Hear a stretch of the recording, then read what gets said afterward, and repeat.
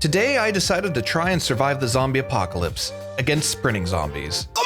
I wanted to see if I could up my game and survive 100 days in Project Zomboid while recruiting other lost survivors and building a sanctuary for us to survive and eventually thrive. With sprinters, this will be tough. And to make things even harder, I was starting out with a broken leg. I'd have to be extra careful and calculate every decision to ensure I don't join the hordes of the undead. With all that being said, let's get started.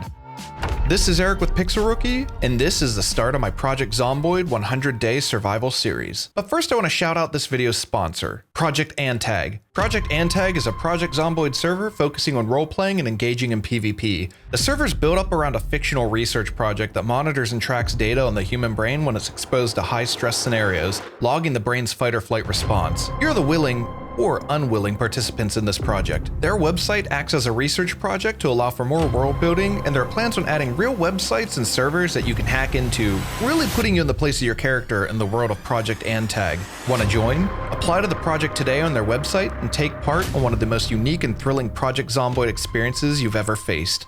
Now, back to the video. On the first day, I spawned into a house with a corpse right beside me, with only the clothes on my back and a splint on my leg. Of course, the top priority of apocalypse survival is the drip. So I took the pristine cowboy hat from the corpse and equipped it. Now that I was dripped out, I needed to search my starter home and see what I could find. I grabbed some skill books and turned on the TV at a low volume on the life and living station. Starting with limited mobility against sprinters meant that I would want to lay low and build up my skills as much as possible to begin with while my leg healed. There was enough food in the cupboards to last a few days, which was good. I just needed a can opener to use any of it. Minus the dead rat, which I'd prefer not to eat if possible. As I left the kitchen, the corpse I looted began to stand up, which I wasn't expecting. Using my good leg, I stomped its head in before it was able to stand up. There was a shed in the yard, which could potentially have some good loot inside. I'd have to check it out later. In the upstairs closet, I hit the jackpot when I found a couple storage boxes that had a crowbar, a hammer and wrench, and a tool belt. Not a bad find at all. Probably the most important find of the entire house was a copy of Kirby's Dream Land for the Game Boy though. I just needed to find a console to play it on. I took the curtains from the second floor windows, and before concealing the windows of the first floor, I took a quick peek outside. A single zombie, unaware of my presence. I crept up on it and prepared my crowbar, but as I got closer, I was spotted. Another zombie sprinted towards me, but I stopped it with my weapon. The noise alerted the other one, and before I could finish it off, it closed in on me too. Standing over one, I knocked the second zombie down and beat it over and over until I felt its head cave in, then I did the same with the other one. That was a close call. I snuck over to the shed and pried the window open. A couple of skill books and a few tools. Nothing really notable. I went back to the house and put some curtains over the front door window. I managed to catch the woodcraft show and took a break to get some carpentry experience while reading a skill book to be doubly productive. I gained a level in carpentry and was already working on level 4. The show ended and I covered up all the downstairs windows. I took the corpse from inside the house and dropped it with the others. As I closed the curtain to the door, I heard something snarling right outside. I peeked through the glass and was greeted with another zombie.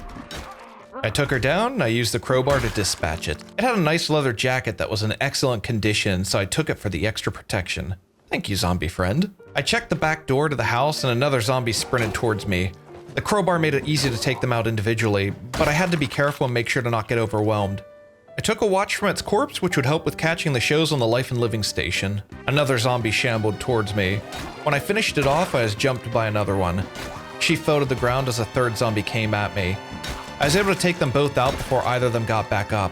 What was I saying about being careful? Anyways, while waiting for the next show to come on, I continued to read. It was getting late, so I took the ice cream from the freezer and ate all of it to help fatten my character up. I read until 1 a.m. and finally laid down on the couch to finish off the first day. The second day wasn't very eventful and started off with more reading. I finished the electrician skill book by 11 a.m. and grabbed some food to tide me over. I started reading a farming skill book and caught the next episode of Woodcraft. I spent the entire day reading that one book and finally finished it by 9 p.m. I had another snack, started reading a trap skill book, and finally went to bed around 12:40 a.m. On day 3, I was greeted by a neighbor yelling at my front door. I opened the door and shoved it to the ground. There were 2 more up ahead. I decided to be proactive and take them out now before they became a problem. One at a time, of course. This one had a digital watch, which was better than the analog one I found prior. Since I was already out of the house, I decided to check out the neighboring homes to see if I could find any other survivors. Instead, I found a few more zombies, one that sprinted towards me, but it wasn't an issue. The perimeter of the house was clear, so I opened the window and snuck inside. I found some more food and a can opener so I could actually eat the food. I also found a second crowbar in the closet. I took the food and I didn't want to get greedy, so I returned home. It was just in time to catch another episode of Woodcraft while reading a new skill book. I gained enough experience to level up again and continued reading until the wilderness show came on, which gave me a level in fishing. I pushed through and read the mechanics skill book all the way through and finished at 12:40 a.m. By this point I was exhausted and went to sleep. On day 4, I slept in a bit and ate some cereal to start off the day. Breakfast of champions. I watched more Woodcraft while reading, then went back outside to explore more of the surrounding houses. That house was already broken into, but I couldn't see any zombies. Do you ever get caught off guard and panic while spamming the attack button? This guy snuck right up to me and I somehow managed to not get bitten and shoved him down. That one was a little too close for comfort. I went through the front and I heard another one banging on a door somewhere inside the house. This one didn't catch me by surprise and I was able to kill it easily enough, but I still heard the banging noise coming from somewhere else in the house. Here we go. I did a double tap on the door and it was just one angry sprinter. Gotcha. I ate the fresh food in the fridge before it spoiled and collected all the canned goods from my stockpile. At this point, the rain was coming down hard, which hopefully would help keep me hidden from any nearby zombies. I snuck through the back of the next house and caught another episode of Woodcraft. It was a nice break from being caught out in the rain. Nothing of use in this house, and it was getting late, so I went back to my house. I deposited my loot, which was mostly food, into the cupboard for storage. At this point, I was in a good position with my food stockpile. I read until 12:40 a.m. again and packed it in for the night. I slept in really late into day 5 and awoke to the end of a TV show. I had a quick bite to eat and decided to use the storm as cover to explore more of the neighboring houses. This house was clearly broken into already, and rounding the corner, I saw that it had a shed. I took out the zombie in the way and pried open the window to crawl inside. More tools that weren't really necessary at the moment, but there was an empty gas can which would definitely come in handy for when I eventually left my starter house. Checking the perimeter of the house, it looked clear, so I grabbed the canned food in the kitchen and went out through the front door. The next house had 2 sprinters in the yard, but thanks to the pouring rain, I was able to take them out one at a time. It looked like a survivor house with boarded up windows, but it was mostly empty except for some more food items. I was carrying a heavy load, so I slowly made my way back to the base before it got too late. I unloaded my supplies and worked on my carpentry skill by dismantling the dining room furniture. I finished off the night by reading some more skill books until finally packing it in. On day 6, I woke up at 3:40 a.m. for some reason and wasn't able to fall back to sleep. I guess I would have to kill some time before the sun rose. That's right, you guessed it. I read some more while catching the cooking channel, leveling up my cooking skill. I finished reading by 1 p.m., grabbed a snack to go, and continued exploring the neighborhood. I came in through the back door and heard something inside. It was coming from the closet. A sprinter popped out and I knocked it down. Honestly, sprinters aren't that bad if you can fight them one at a time. In the closet, I found a nice traveler's bag and a shotgun. I wasn't really interested in using a gun right now, but a shotgun would be nice to have for later. I continued on to the next house and was going to sneak in through the back window until I was surprised by one of the homeowners. I let it out through the window and before it could get up, I stomped its head in. Outside of a few more canned goods, it was another house without anything that would really help me out. It was getting late, so I made my way back to the base to pack it in for another successful day. I knew there wasn't such a thing as too much food, but this wasn't going to be my permanent base, and it was at the point where it would be a real pain to transport all this food when I relocated later on. But I'd rather have too much than too little. I didn't want to sleep past noon again and set an alarm for 7 a.m. on my digital watch and then went to sleep. On the 7th day, I was woken up bright and early. It's already been a week and I was getting around more easily on my leg. Maybe it finally healed up. Nope, it sure didn't. At least not yet. I put the splint back on for now and would check it again in a few days. I wanted to take advantage of waking up early and head towards a particular point of interest. As I traveled northbound, I found a wrecked police car on the street. I popped the hood and took a quick look at the condition of the car. It didn't look good. Beyond the car, there were corpses scattered in the house's yard and a sprinter charged at me. After introducing it to my crowbar, I checked the bodies and 2 of them were police officers, and one of them had a nice bulletproof vest that I gladly took for myself. I continued up the street and arrived outside of my destination, the Cortman Medical Office. There was a small group of zombies there though. I'd have to be careful. I lured one to me by itself, and while taking it out, another charged at me. With 2 of the 3 finished, the last one was easy to handle. I crept through the side window and snuck into the supply closet.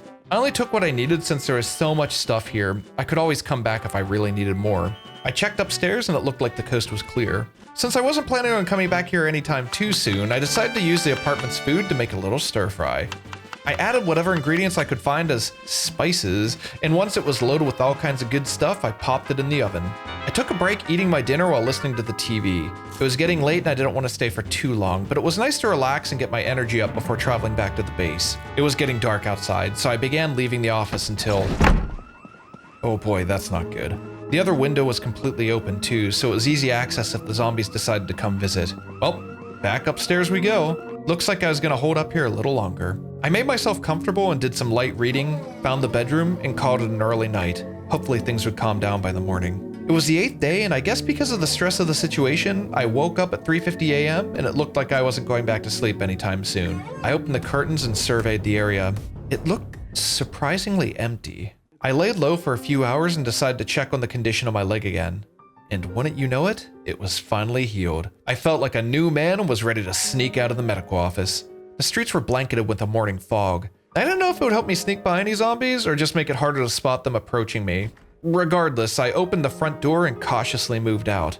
I actually forgot to check out this car earlier, and since the area seemed clear, I opened the hood and gave it a look over. Okay, so this was good. Basically everything was in good condition minus the windshield, which didn't matter. I would need some gas, but I could come back to hotwire it and have a working car soon.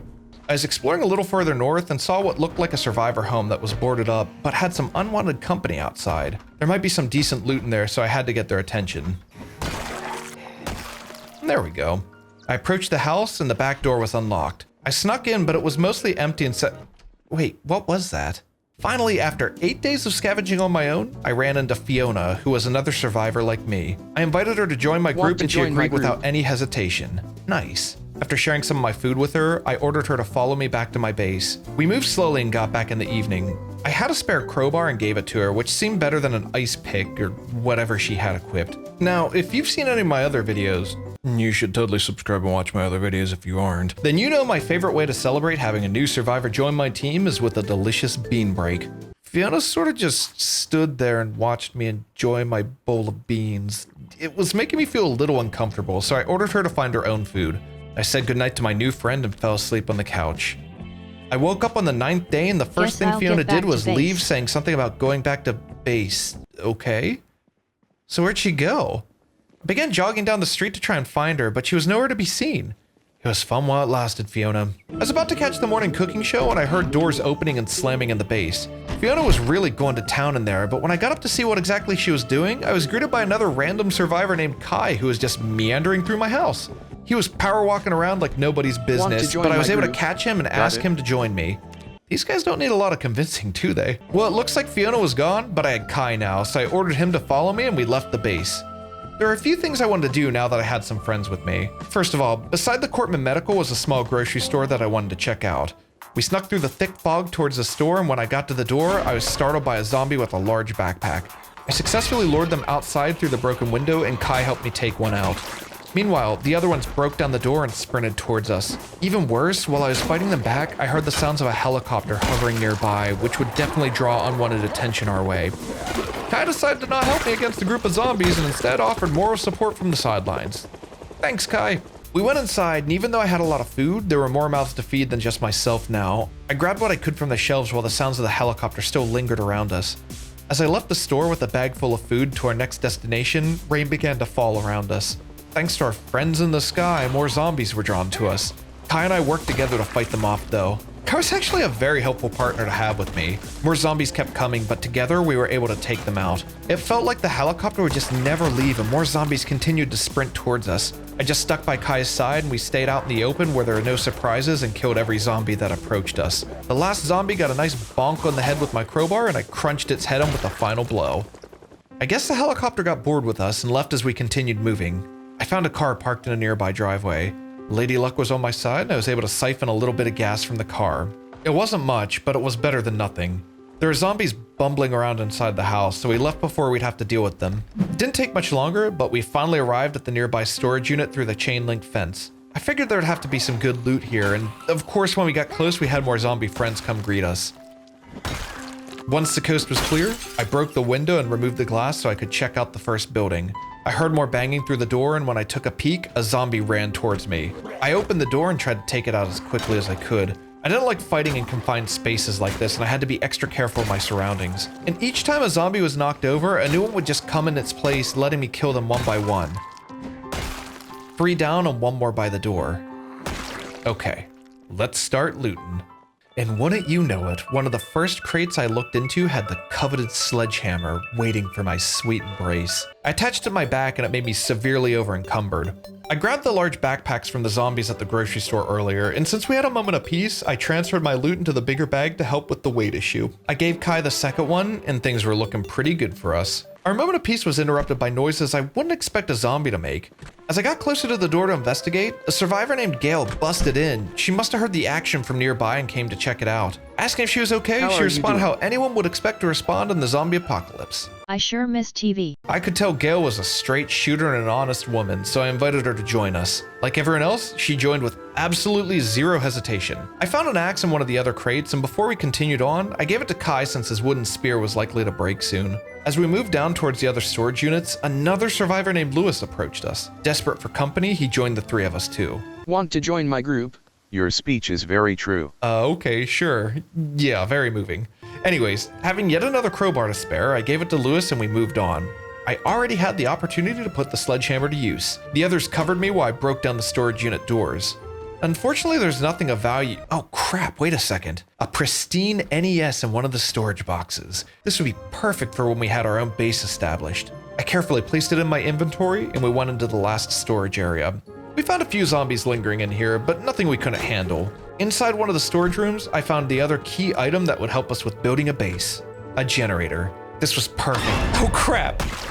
Man, that noise almost always gets me. Anyways, I'd have to leave the generator for now, but we could come back later. We were leaving later than I was hoping to, and I was incredibly tired by this point, so I led the others back to the base. It was already 11 p.m. and we still weren't at the house, so I found one of the other houses I cleared previously to sleep in for the night.